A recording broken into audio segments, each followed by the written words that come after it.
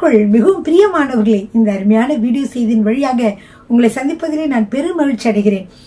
வேதத்தை வாசிக்கலாம் வாங்க என்ற இந்த தொடர் செய்தியின் வழியாக உங்களை நான் சந்திக்கிறேன். பிரியமானவர்களே, நாம் 1 ராஜாக்கள் புத்தகத்தை பார்த்து கொண்டு வருகிறோம்.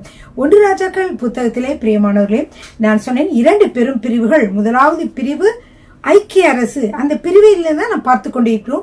இந்த ஐக்கிய அரசை 3 பெரும் பிரிவுகளாக பிரிக்கலாம். சாலமன் அரசராக நியமனம் செய்யப்படுதல், 2வது சாலமோனுடைய உயர்வு, 3வது சாலமோன் அரசராக அவருடைய வீழ்ச்சி. இந்த 3 காரியங்களை தான் நாம் பார்த்து கொண்டிருக்கிறோம். இதுல முதல் பாயிண்ட் நம்ம பார்த்துட்டோம். 2வது பாயிண்ட கூட நம்ம இப்பொழுது பார்த்து கொண்டு வருகிறோம். இதுல கடைசியாக சாலமோன் அரசரின் உயர்வு என்ற பகுதியிலே கடைசியாக இன்றைக்கு நான் 5வது பிரிவாக நான் என்ன சொல்ல போகிறேன் என்றால், சாலமோனின் புகழும் செல்வாக்கும்.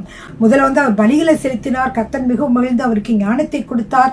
ஞானத்தை மட்டும் இல்ல, நீ கேட்காத ஐஸ்வர்யத்தை கொடுக்கிறேன்னு கொடுத்தாரு. அப்புறம் கட்டடங்கள், அதாவது அவர் பெரிய தேவாலயத்தை கட்டினார். அப்புறம் சாலமோன் அரண்மனை மண்டபம் அதையும் கட்டினார்.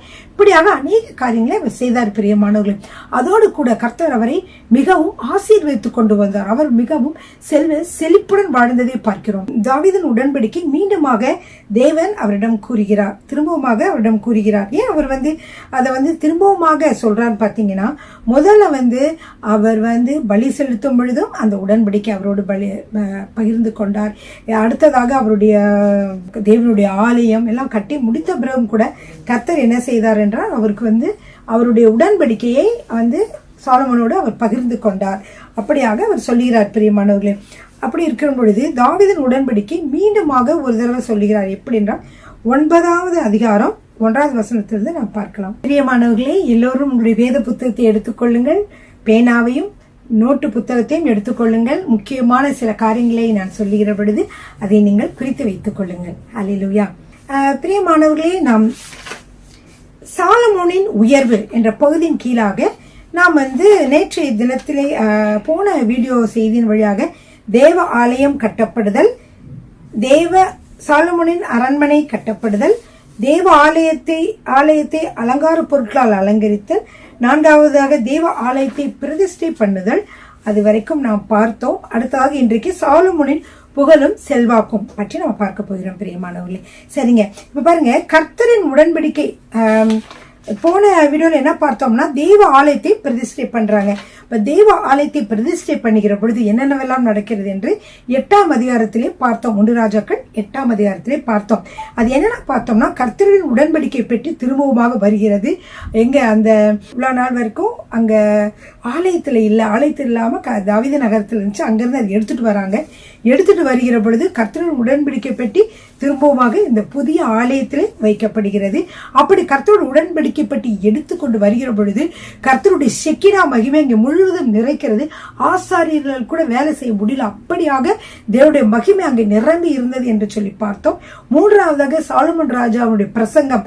அவர் சொன்னார், இப்படியெல்லாம் கர்த்தர் என்னோடு உடன்படிக்கை பண்ணினார், என்னுடைய தகப்பனாருக்கு அப்படிலாம் உதவி செய்தார். அப்புறம் என்னைய தேர்ந்தெடுத்து, என்னை அரசராக தேர்ந்தெடுத்து எனக்கு இவ்வளவு ஞானத்தையும் எல்லாவற்றையும் கொடுக்கிறேன் என்று சொல்லி கொடுத்திருக்கிறார் என்று சொல்லி அவர் என்ன செய்கிறார், 8ஆம் அதிகாரம் 12வது வசனம் முதல் 21வது வசனம் வரைக்கும் அவர் பிரசங்கம் செய்கிறார்.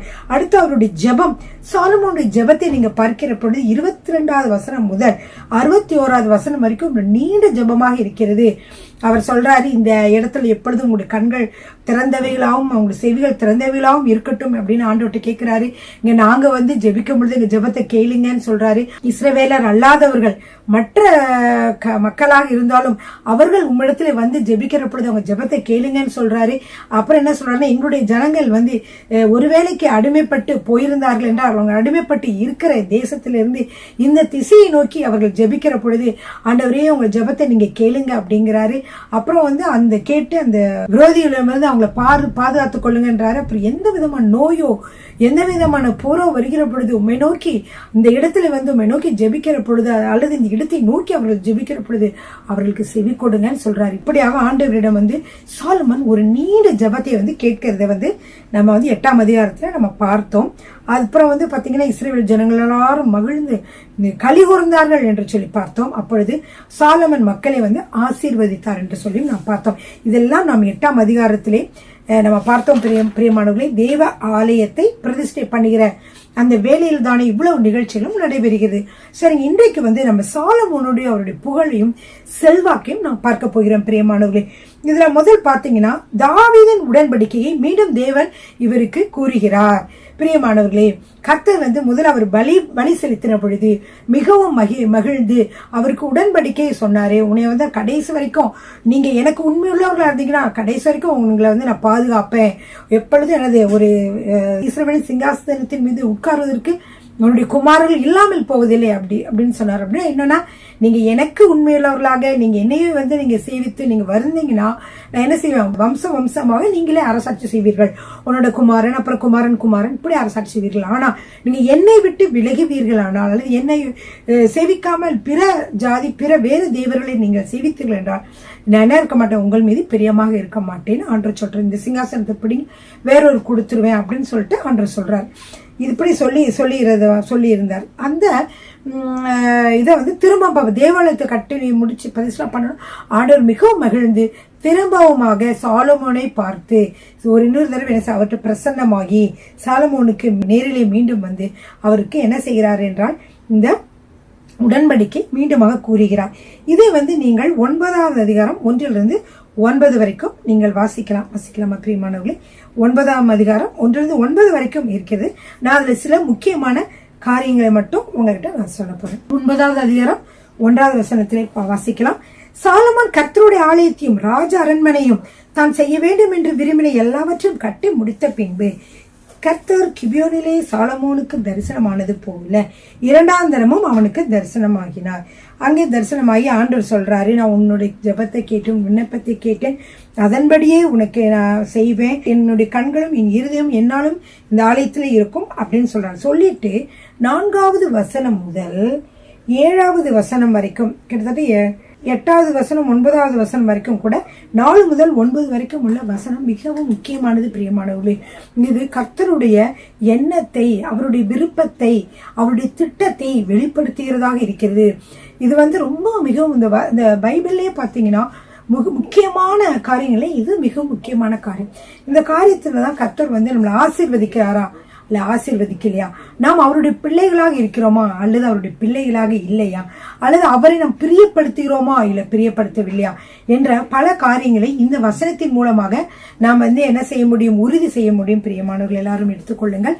1 ராஜாக்கள் 9வது அதிகாரம் 4வது வசனம். நான் உனக்கு கட்டளையிட்ட எல்லாவற்றையும் நீ செய்து என் கட்டளைகளையும் என் நியாயங்களையும் கை கொள்ளும்படிக்கு என் சமூகத்தில் மன உத்தமமும் செம்மையுமாய் உன் தகப்பனாகிய தாவீது நடந்தது போல நடப்பாயானால் இஸ்ரவேலின் சிங்காசனத்தின் மேல் உட்காரும் புருஷன் உனக்கு இல்லாமல் போவதில்லை என்று உன் தகப்பனாகிய தாவீதோட நான் சொன்னபடியே இஸ்ரவேலின் மேலுள்ள உன் ராஜ்யபாரத்தின் சிங்காசனத்தை என்றைக்கும் நிலைக்க பண்ணுவேன். பாருங்க, இதுலதான் ஆண்டவர் சொல்ற, என்றைக்கும் நான் நிலைக்க பண்ணுவேன். ஆனால் நீங்களும் 6வது வசனத்துல, நீங்களும் உங்கள் பிள்ளைகளும் என்னை விட்டு பின்வாங்கி நான் உங்களுக்கு முன்வைத்த என் கற்பனைகளையும் என் கட்டளைகளையும் கை கொள்ளாமல் போய் வேறே தேவர்களை சேவித்து அவைகளை பணிந்து கொள்வீர்களாகில் நான் இஸ்ரவேலுக்கு கொடுத்த தேசத்திலே அவர்களை வைக்காதபடிக்கு நிர்மூலமாக்கி என் நாமம் விளங்க நான் பரிசுத்தமாக்கின இந்த ஆலயத்தை என் சமூகத்தை விட்டு தள்ளுவேன். இவ்வளவு நீங்க வருஷக்கணக்கா நீங்க கஷ்டப்பட்டு இந்த ஆலயத்தை கட்டிருக்கீங்க. ஆனா இந்த ஆலயத்தை நீங்க கட்டிருக்கீங்க. ஆனா என்னுடைய கற்பனைகளை கை கொள்ளாமல் போய் வேறே தேவர்களை நீங்கள் சேவித்தால் நீங்கள் கட்டின இந்த தேவ ஆலயத்தை நான் என்ன செய்வேன், புறக்கணிப்பேன். அதை என் ஆலயத்தை என் சமூகத்தை விட்டு தள்ளுவேன். அப்பொழுது இஸ்ரவேல் சகல ஜனங்களுக்குள்ளும் பழமொழியாகவும் வசை சொல்லாமல் இருப்பார்கள். பிரியமானவர்களே, அவர்கள் முரட்டாட்டம் பண்ணி அந்த மாதிரி செய்கிற பொழுது என்ன நடக்கிறது என்றால் சகல ஜனங்களுக்குள்ளும் பழமொழியாக ஒரு மக்களாகவே இருப்பார்கள். 8வது வசனத்துல, அப்பொழுது உன்னதமாய் இருக்கிற இந்த ஆலயத்தை கடந்து போகிறவன் எவனும் பிரமித்து பகடியாய் ஈசலிட்டு கர்த்தர் இந்த தேசத்துக்கும் இந்த ஆலயத்திற்கும் இப்படி செய்தது என்ன என்பார்கள். ஐயோ, எவ்வளவு அருமையா கட்டப்பட்ட ஆலயமா இருந்தது, இந்த ஆலயம் ஏன் இப்படி ஆனது என்று எல்லோரும் அந்த ஆலயத்தை பார்த்து பிரமிக்கக்கூடிய ஒரு சூழ்நிலை வரும். அப்படி வந்தால் அதற்கு அவர்கள் சொல்வாங்க, தங்கள் பிதாக்களை எகிப்து தேசத்திலிருந்து புறப்பட பண்ணின தங்கள் தேவனாகிய கர்த்தரை விட்டு வேறே தேவர்களை பற்றி கொண்டு அவர்களை நமஸ்கரித்து சேவித்தபடியினால் கர்த்தர் இந்த தீங்கை எல்லாம் அவர்கள் மேல் வரப்பண்ணினார் என்று சொல்லுவார்கள் என்றார்கள். பிரியமானவர்களை, இவ்வளவு அருமையாக பல கோடி பல பில்லியன் கணக்கான பணங்களை செலவழித்து தங்கத்தாலே செய்யப்பட்ட இந்த ஆலயத்தை பின் நாட்களிலே இந்த மக்கள் முரட்டாட்ட மக்களாக கர்த்தரை விட்டு வேறு தேவர்களை சேவித்ததினாலே பிரியமானவர்களே, பின்பு அசிரியா மன்னன் மற்றும் அவர்களுடைய எதிரி மன்னர்கள் இந்த தேவ ஆலயத்தை என்ன செய்தார்கள் என்றால் இடித்து அதில் இருக்கிற தங்கத்தையும் நகை பொண்ணையும் கொள்ளையிட்டு சென்று விட்டார்கள் என்று பார்க்கிறோம். பிரியமானவர்களே, இப்படியாக கர்த்தரை விட்டு வேறே தேவர்களை பற்றி கொண்டு அவர்களை நமஸ்கரித்து சேவித்தபடினால் கர்த்தர் இந்த தீங்கை எல்லாம் அவர்கள் மேல் வரப்பண்ணினார் என்று சொல்லுவார்கள் என்றார். அப்படியே கர்த்தர் சொல்றார், இந்த மாதிரி நீங்க உண்மையா இருந்தீங்கன்னா நான் உங்களுக்கு உண்மையா இருந்து உங்களை ஆசீர்வதிப்பேன். பெரியமானவர்களே, அப்படியே சாலமன் உண்மையா இருந்த காலத்திலே கர்த்தருடைய ஆசீர்வாதம் அவனுக்கு மிகவும் அதிகமா வந்தது. ஏன்னா ஆண்டவர் சொன்னாரு, நீ ஞானத்தை கேட்ட ஞானத்தையும் அல்ல கேட்காத ஐஸ்வர்யத்தையும் உனக்கு கொடுக்கிறேன் என்று சொன்னார். பிரியமானவர்களே, நாமும் தேவனிடம் ஞானத்தை கேட்கிற பொழுது, அறிவை கேட்கிற பொழுது, புத்தியை கேட்கிற பொழுது கர்த்தர் என்ன செய்கிறார் என்றால் நம்மை ஞானத்தினாலும் மட்டுமல்ல ஐஸ்வர்யத்தினாலும் அவர் நம்மை நிரப்புகிறவராய் இருக்கிறார். இது வேண்டும் அது வேண்டும் என்று நாம் கேட்பதற்கு பதிலாக நாம் அவரிடம் என்ன செய்ய வேண்டும்? ஞானத்தை கேட்க வேண்டும். இந்த உலகத்திலே நான் ஞானமாக புத்தியாக வாழ வேண்டும் ஆண்டவரே என்று சொல்லி தினந்தோறும் நீங்கள் கர்த்தரிடத்தில் ஞானத்தை கேளுங்கள்.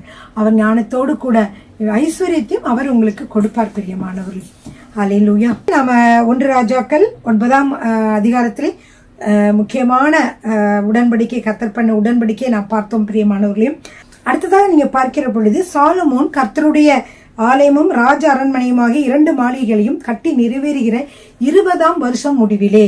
பிரியமானவர்களே, முதல் உங்களுக்கு தெரியும், தேவனுடைய ஆலயத்தை கட்ட 7 வருடங்கள் சென்றது. அதுக்கப்புறமாக அவர் அரண்மனை, தேவன் அவருடைய சாலமோனுடைய மண்டபம் எல்லாவற்றையும் கட்டி முடிக்க 13 வருடமானது.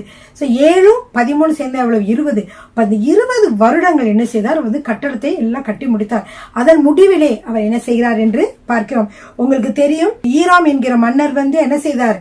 ஆட்கள் அனுப்பினாரு, கேதுரு மரங்களை கொடுத்தாரு, பல உதவிகளை கட்டடத்துக்கு செய்தார் இல்லையா? அதனால அவருக்கு ஒரு தொகையை அவர் கொடுக்கிறார். அதை பார்க்கிறோம் 11வது வசனத்துல பார்க்கிறோம். தன்னுடைய விருப்பத்தின்படியெல்லாம் தனக்கு கேதுரு மரங்களையும் தேவதாரி விருட்சங்களையும் பொன்னையும் கொடுத்து வந்த தீருவின் ராஜாவாகிய ஈராமுக்கு ராஜாவாகிய சாலமோன் கலிலேயா நாட்டில் உள்ள 20 பட்டணங்களை கொடுக்கிறான். 20 பட்டணங்களை கொடுத்த உடனே அதை பார்க்கிறார். கலிலேயா பக்கத்துல நாட்டில் இருக்கக்கூடிய 20 பட்டணங்களை கொடுத்தான். ஆனால் ஈராமுக்கு அதெல்லாம் பிடிக்கல. அவர் என்ன சொல்லிட்டாருன்னா, எனக்கு வேணாம், எனக்கு எதுக்கு இந்த பட்டணங்கள்லாம், எனக்கு வேண்டாம் அப்படின்னு அவர் சொல்லிட்டாரு. அதனால அதை அவர் எடுத்துக்கல. ஆனால் அவைகளுக்கு இந்நாள் மட்டும் வழங்கி வருகிறபடி காபூல் என்ற பெயர், காபூல் நாடு என்று பெயரிடப்பட்டிருக்கிறது. சரிங்க, அடுத்து பாருங்க. அது மட்டும் இல்ல பிரியமானவர்களே, ஈராம் ராஜாவுக்கு 120 தாளந்து பொன்களை பொன் அனுப்பி இருந்தான். ஒரு தாளந்து என்பது என்னவென்றால் பிரியமானவர்களே, 35 முதல் 50 கிலோ வரைக்கும், கிட்டத்தட்ட அது 50 கிலோவாக இருக்கிறது. சில இடங்களில் 35 கிலோ 40 கிலோ அந்த ஊரை பொறுத்த அளவுக்கு இருக்கிறது. இது குறைந்தது இதனுடைய ஒரு தாளந்து என்பது 50 கிலோ பிரியமானவர்களே. அப்போ ஒரு தாளந்து பொன் என்றால் 50 கிலோ பொன் என்று அர்த்தம் பிரியமானவர்களே. அப்போ அவர் 120 தாளந்து கொடுத்தார் என்று சொல்லி பார்க்கிறோம். அது எவ்வளவு என்று பார்ப்போம். அது மட்டுமல்ல, தெய்வ ஆலயத்தை கட்ட அவர் அநேகமான பொன்னை பயன்படுத்தியிருந்தார். இந்த உலகிலேயே மிகவும் ஒரு செழுமையான, மிகவும் விலை மதிக்கத்தக்க தேவ ஆலயம் எது என்றால் அது நம்முடைய தேவனுடைய ஆலயம் தான் பிரியமானவர்களே. அப்ப ஒரு தாளந்துடைய விலை எவ்வளவு என்றால் 22 கோடி பிரியமானவர்கள். ஒரு தாளந்து 22 கோடி எவ்வளவுன்னு பாருங்க. ஒரு தாளந்து 22 கோடி. இப்ப இருக்கிற மதிப்புக்கு, அந்த தங்கத்தோட மதிப்புக்கு வச்சு, தங்கத்தை தானே சொல்றாங்க, அந்த அளவு படி பார்த்தோம். அப்ப 22 கோடினா பாருங்க, 120 ஒரு தாளந்து 22 கோடி. அப்போ எவ்வளவு பாருங்க, 100க்கு எவ்வளவு ஆகும். அப்ப இது ஒரு பில்லியன் கணக்கான விலை மதிக்கத்தக்கதான தங்கம் அந்த தேவாலயத்தை கட்ட உதவி செய்த ஈராமுக்கு என்ன செய்தார்? அனுப்பியிருந்தார். ஈராம் என்ன செய்திருந்தார் என்றால், பல தேவதாரு விருட்சங்கள், பல மரங்கள்லாம் அனுப்பினார் இல்லையா கட்டடத்துக்கு. அது மட்டும் இல்லாம 120 தாளந்து பொன்னையும் சாலமனுக்கு அவர் கொடுத்திருந்தார். அனுப்பியிருந்தார். அந்த 120 தாலந்தோட மதிப்பு பார்த்தீங்கன்னா அவ்வளோ அதிகமான மதிப்பு. இஸ்ரேல் நாட்டிலே அவ்வளவு தங்கம் புழங்கப்பட்டிருந்தது என்று சொல்லி பார்க்கிறோம். 4.5 டன்னுனா எவ்வளவு அதிகமான தங்கம் பாருங்க. அவ்வளவு தங்கத்தை என்ன செய்தது, இருந்த வேலைக்கு கூலியாக அந்த மக்களை அனுப்பினது மற்ற எல்லாத்துக்காகவும் ஈராமுக்கு அவர் கொடுத்திருந்தார். பிரியமானவர்களே, அவர் கொடுத்த பட்டணங்கள்ல அவர் பிரியப்படலை அப்படின்னு சொல்லி பார்க்கிறோம். அது மட்டும் இல்ல, என்னென்ன கட்டடங்கள்லாம் கட்டினார் அப்படின்னு சொல்லி நம்ம பார்க்க போறோம். பிடித்த அமைஞ்ச ஆட்களை கொண்டு சாலமன் ராஜா 15வது வசனம், 9வது அதிகாரம் 15வது வசனம். பிடித்த அமைஞ்ச ஆட்களை கொண்டு சாலமன் ராஜா தன் கர்த்தருடைய ஆலயத்தையும் தன் அரண்மனையையும் மில்லோவையும், மில்லோன்றது அவருடைய மனைவிக்காக மில்லோவை கட்டினான்னு சொல்லி பார்ப்போம். மில்லோவையும் எருசலேமின் மதிலையும் ஆத்சோரையும் மெகிதோவையும் கேசேரையும் கட்டினான். இப்படி பல பல பெரிய கட்டிடங்களையும் அவர் என்ன செய்திருந்தார், அவர் கட்டினார் என்று சொல்லி பார்க்கிறோம். அது மட்டுமல்ல, இந்த கேசேரை ஏன் கட்டினார் என்றால், பார்வோன் மன்னன் என்ன செய்தார்னா, கேசேர்னு ஒரு பட்டணம் இருந்துச்சு. அந்த பட்டணத்தை பிடிச்சு அந்த மக்களை எல்லாம் தீக்கரையாக்கிட்டு, அது கானானியர்கள் குடியிருந்த இடம், அது எல்லாம் தீக்கரையாக்கிட்டு என்ன செஞ்சாங்க, மகளுக்கு பரிசாக என்ன செய்திருந்தார், அந்த பார்வோன் தன்னுடைய குமாரத்துக்காக அந்த கேசேர் நாட்டை கொடுத்திருந்தார், பரிசளிச்சிருந்தார். இதை என்ன பண்ணினாரு சாலமன், எல்லாத்தையும் நல்லா சுத்தம் பண்ணி அவர் அழகாக இந்த கேசேரை அவர் கட்டினார் என்று சொல்லி பார்க்கிறோம் பிரியமானவர்கள். அது மட்டுமல்ல, சாலமோன் அந்த கேசேர் பட்டணத்தையும் அந்த சாலமோனின் மனைவியாகிய தன் குமாரத்திக்கு சீதனமாக கேசேர் பட்டணத்தை பார்வோன் கொடுத்திருந்தார். சரிங்களா? அப்புறம் வேற என்னென்ன சாலமன் கட்டினார்? 17வது வசனத்துல சாலமோன் அந்த கேசேர் பட்டணத்தையும் கேசேர் பட்டணம் இப்ப சொன்னோம் இல்லையா, அந்த கேசேர் பட்டணம் கீழ் பேத்ரோனையும் பாலாத்தையும் வனாந்தர வெளியில் உள்ள தத்மோரையும் தனக்கு இருக்கிற ரஸ்துகளை வைக்கும் சகல பட்டணங்களையும், அவருடைய பொருட்களை வைக்கிறதுக்கே பட்டணங்களை கட்டி வச்சிருந்தாராம். வர பட்டணங்களையும் ரதங்கள் இருக்கும் பட்டணங்களும், ரதங்கள் அதிகமான ரதங்கள் வச்சிருந்தாரு. பிரியமானவர்களே, அந்த ரதங்களை வைப்பதற்கு கூட அவர் என்ன செய்தார், பட்டணங்களை கட்டி இருந்தார். குதிரை வீரர் இருக்கும் பட்டணங்கள், குதிரை வீரர்களுக்காக தனியா பட்டணங்களை கட்டியிருந்தார். எருசலேமிலும் லீபனோனிலும் தான் அரசாண்ட தேசம் எங்கும் தனக்கு இஷ்டமானது எல்லாம் கட்டினான் என்று சொல்லி நாம் பார்க்கிறோம் பிரியமானவர்களே. சரிங்க, அடுத்ததாக பிரியமானவர்களே, இஸ்ரவேல் புத்திரர் சங்காரம் பண்ணக்கூடாமல் மீந்திருந்த இஸ்ரவேல் புத்திரரின் ஜாதியார் அல்லாத முன்னாடி ஆண்டவர் சொன்னாரு, நீ எல்லா மக்களையும் என்ன பட்டிருக்கணும், வெளியில இருந்து வந்த மக்கள் அந்த இடத்த பிடிச்சிங்கன்னா அங்க எல்லா மக்களையும் நீங்க கொன்று போட்டு விடுங்க. ஏன்னா அவங்க கிட்ட இருந்து பல காரியங்களும் தீமையான காரியங்களும் நீங்க கற்றுக்கொள்வீங்க, அவங்களுடைய தேவர்களை சேவிக்க ஆரம்பிச்சுடுவீங்க. இப்ப என்னைய மறந்துட்டு மற்ற இதெல்லாம் நீங்க செய்ய ஆரம்பிச்சுடுவீங்க. அதனால அவர்களை அவங்களுக்கு என்ன பண்ண வேணாம், உங்களுக்கு இரக்கம் பாராட்ட வேண்டாம், அவங்களை எல்லாத்தையும் ஒண்ணு விரட்டி விட்டுருங்க, அல்லது என்ன செய்யணும், அவங்களை கொண்டு போடுங்கன்னு சொன்னாரு. ஆனா இவங்க என்ன பண்ணாங்கன்னா, கொல்ல முடிஞ்சாலும் கொண்டுட்டு மிச்சவங்களை விட்டு வச்சிருந்தாங்க. அந்த மக்கள் தான் ஆண்டவர் வேணாம் சொன்ன மக்கள் இப்ப எல்லாம் வளர்ந்து அவர்கள் அங்க நிறைய இருந்தாங்க. பிரியமானவர்களே, சாலமோனுடைய வீழ்ச்சிக்கு கூட இந்த மக்கள் தான் காரணமாக இருந்தார்கள். அதை நம்ம பார்க்க போகிறோம். இப்ப 20வது வசனத்துல பாத்தீங்கன்னா, இஸ்ரவேல் புத்திரர் சங்காரம் பண்ணக்கூடாமல் மீந்திருந்த இஸ்ரவேல் புத்திரரின் ஜாதி அல்லாத எமோரியர், ஏத்தியர், பெரிசியர், ஏவியர், எபியூசியருமான சகல ஜனத்திலும் அவர்களுக்கு பிறகு தேசத்தில் மீந்திருந்த சகல ஜனங்களுடைய பிள்ளைகளையும் சாலமோன் இந்நாள் வரைக்கும் நடக்கிறது போல அமைஞ்சு வேலை செய்ய அடிமைப்படுத்தி கொண்டான். அப்போ சாலமோனுக்கு வேலை செய்வதற்காக அமைஞ்சி ஆட்கள் தான் இவங்க தான் அமைஞ்சி ஆட்கள். யார் அமைஞ்சி ஆட்களாக இருந்தாங்க? இஸ்ரவேல் புத்திரர் ஜாதியர் அல்லாத எமோரியர், ஏத்தியர், பெர்சியர், ஏவியர், எபூசியர் என்று சகல ஜனகத்திற்கு மக்களை என்ன செய்தார்னா, அவர் வேலைக்கென அவர் என்ன செய்தார், வைத்துக் கொண்டார் என்று சொல்லி அடிமையாக வைத்துக் கொண்டார் என்று பார்க்கிறோம். ஆனால் இஸ்ரவேல் ஜனங்களை ஒருவரையும் அவர் அடிமைப்படுத்தி கொள்ளவில்லை என்று பார்க்கிறோம் பிரியமானவர்களே. அடுத்து பாருங்க, அவங்களுக்கு மக்கள் பாருங்க, அவருக்கு 22வது வசனத்துல பார்க்கிறோம், இஸ்ரவேல் புத்திரர்கள் ஒருவரையும் சாலமோன் அடிமைப்படுத்தவில்லை. அவர்கள் எப்படி இருந்தாங்க, இஸ்ரவேல் மக்கள் எல்லாம் அவர் எப்படி பயன்படுத்தினார், அவர்களை என்னவாக வைத்துக் கொண்டார் என்றால் பாருங்க, அவர்கள் யுத்த மனுஷரும் அவனுக்கு பணிவிடைக்காரரும் பிரபுக்களும் சேர்வைக்காரரும் ரத வீரரும் குதிரை வீரருமாகவே அவர்கள் எல்லாம் இருந்தாங்க. ஏன்னா இஸ்ரவேல் ஜனங்கள் எல்லாரும் இப்படி அவர் வைத்துக் கொண்டாரு. போர் மற்ற நேரங்கள்ல என்ன செய்ய மாட்டாங்க, அவங்க காட்டி கொடுக்க மாட்டாங்க, நம்ம ராஜான்னு நம்மளுடைய இனமாவே இருக்க வேண்டும் என்று சொல்லி அவர் என்ன செய்தார், இந்த யூதர்கள் எல்லாம் அப்படியே அவர் வைத்துக் கொண்டார்.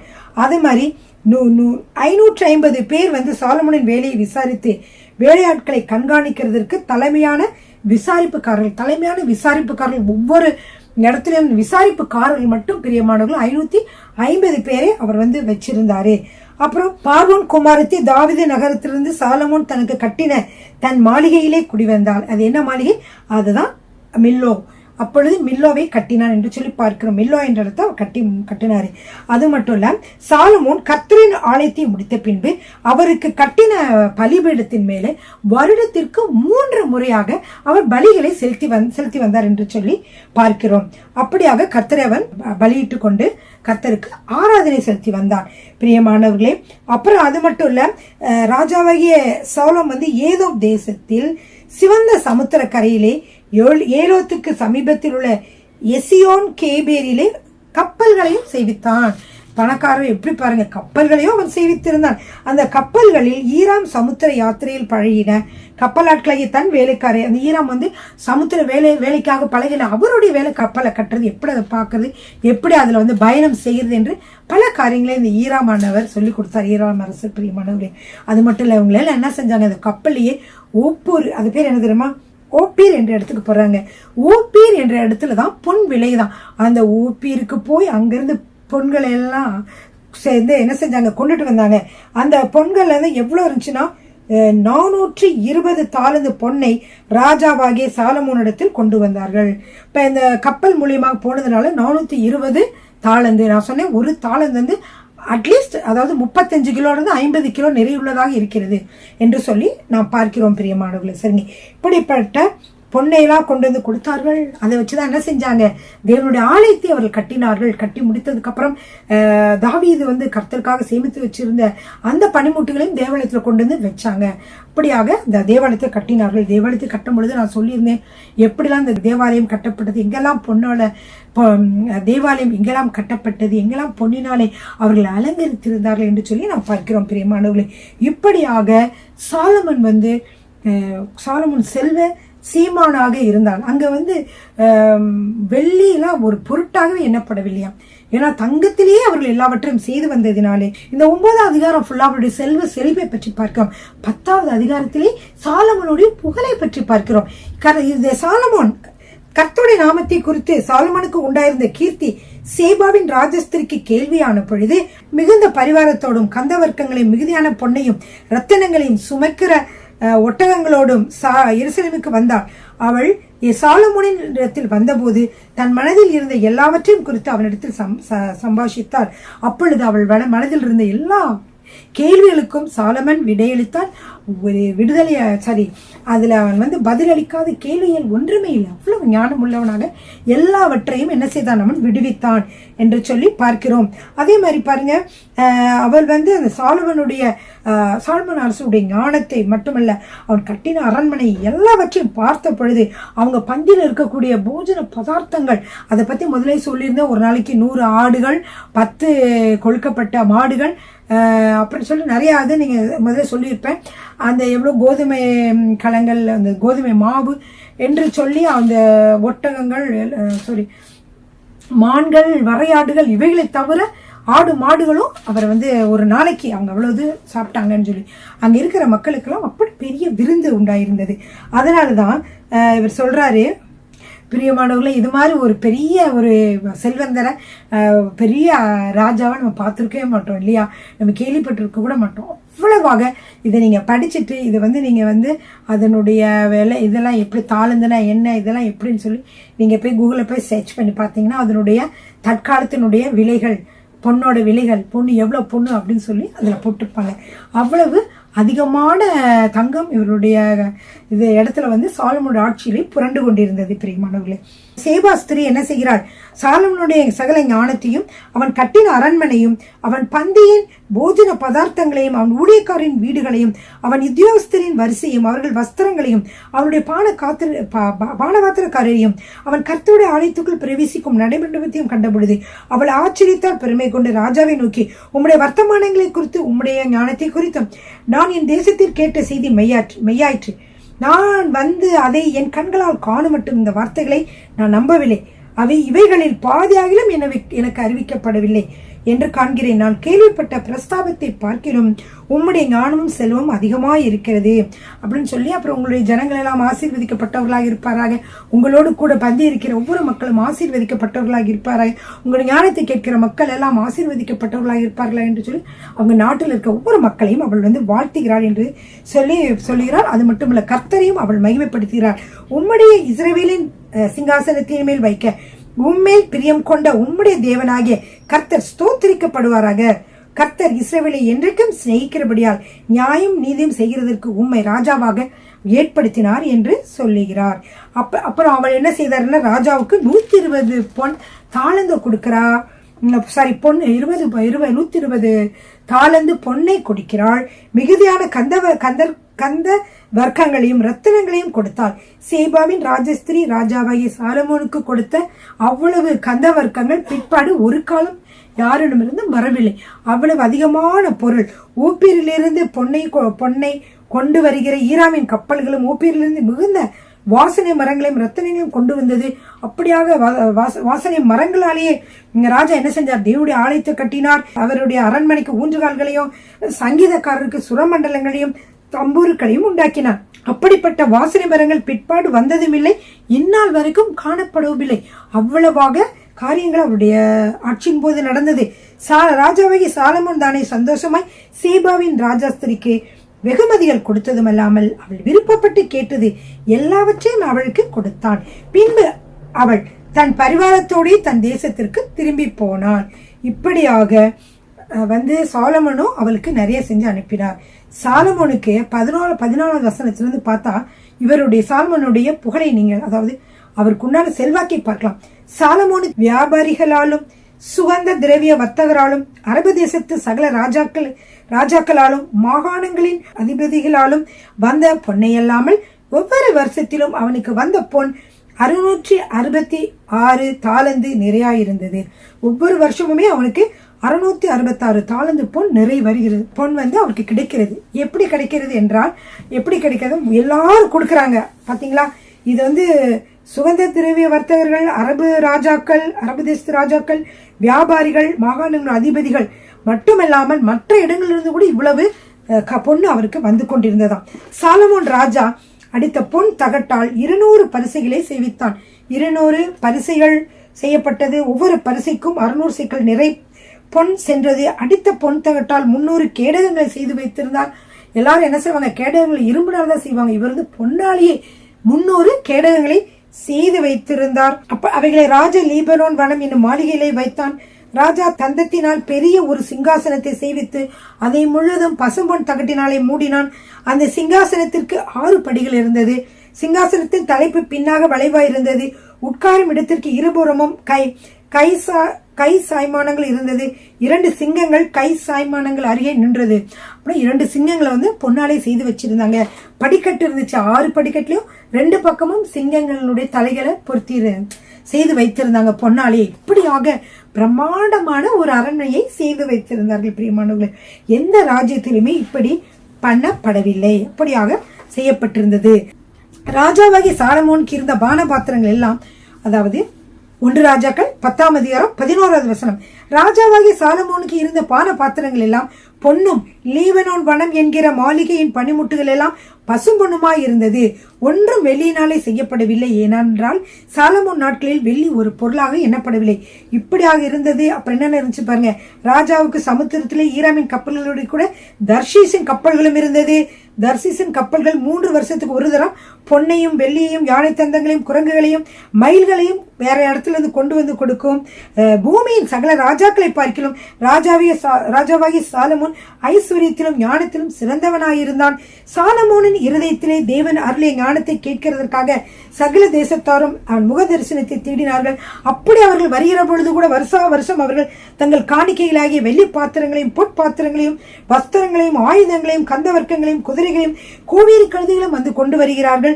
சாலமோன் ரதங்களையும் குதிரை வீரர்களையும் சேர்த்தான். அவன் சேர்த்த ரதங்களினுடைய அளவு பாத்தீங்கன்னா அவனுக்கு 1400 ரதங்கள் இருந்தன.